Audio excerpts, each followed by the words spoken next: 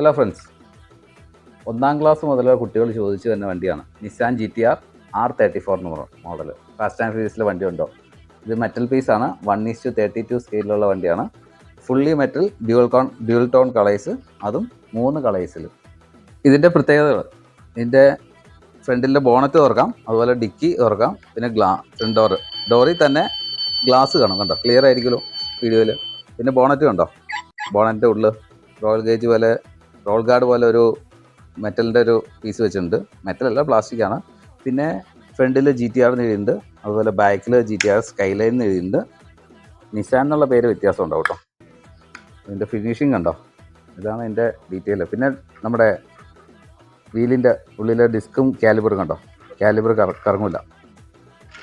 Stock available ആണ്. 3 colours ഉണ്ട്. Description number കാണും, വിളിച്ചാൽ മതി.